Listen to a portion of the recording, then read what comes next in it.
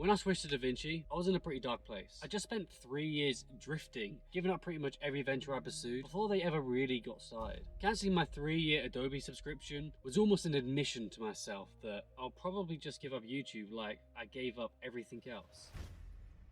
But it weirdly removed that pressure to try and make money with my video edits and reignited my love for video editing. And that's why I'm sharing the 5 reasons I'm never going back to Adobe. And one of these reasons sped up my edits so much that not even Adobe's AI features is enough to bring me back. But before we look at that, we need to answer the one question that stops most people from even making the jump.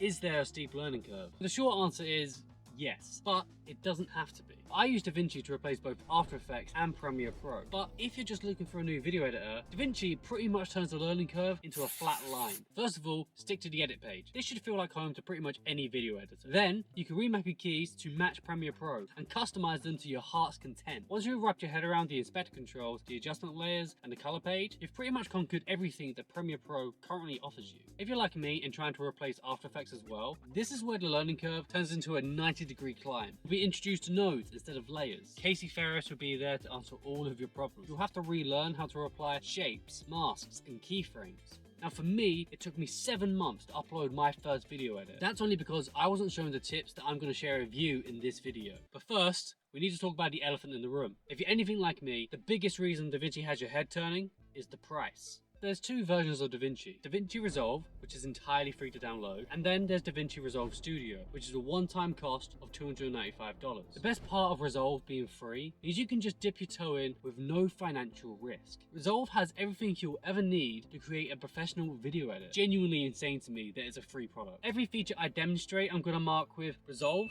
or Studio to represent which features are free and which are paid for. Let me quickly go through the features that are free.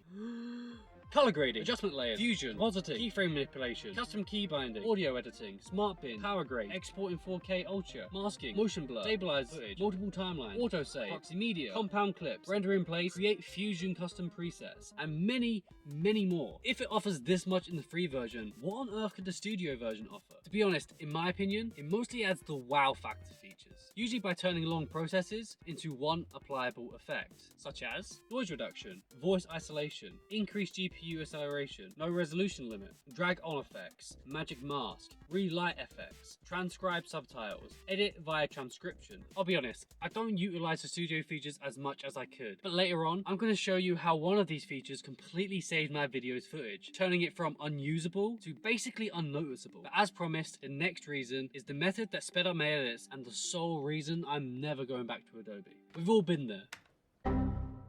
The irresistible urge to throw the computer out the window.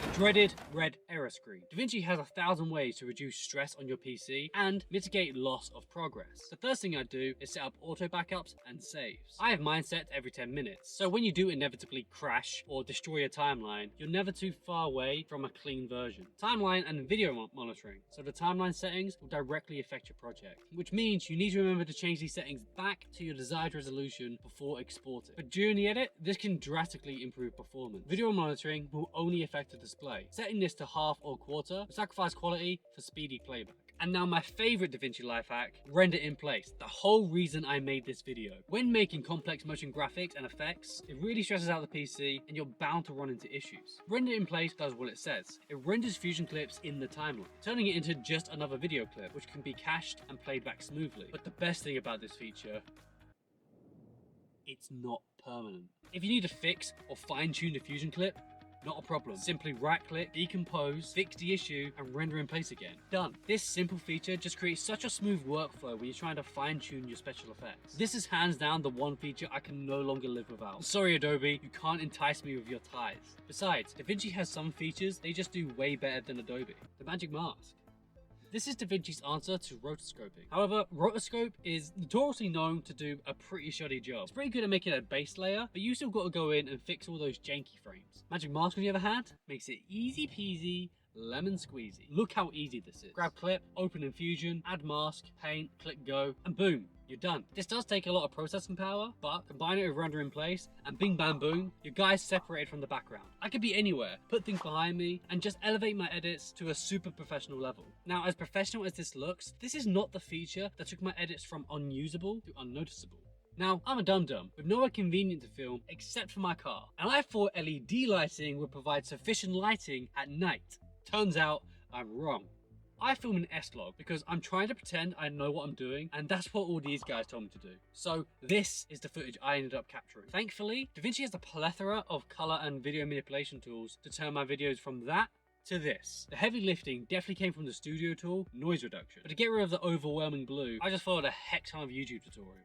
Thank you, Donna did it, and eventually ended up with something kind of passable. Because I'm terrible at color grading, another feature I love in the color page is grab still and power grade. So as long as my lighting, set, and camera settings are the same, I just need to click over here and click apply grade. Color grading done in 2 minutes. The reason I love DaVinci so much, it reignited my love for creating things. I gave up all of my other ventures within 3 months of starting them. I've now been doing this for 2 years, and I have no plans on stopping. And as someone still trying to find their feet in filmmaking, DaVinci does a great job at just slapping some duct tape on my weaker areas, such as lighting and camera skills. If you enjoyed the video, please remember to leave a like, it does wonders for the channel. And this next video reveals the apps that give me the extra time to be able to run a YouTube channel part-time.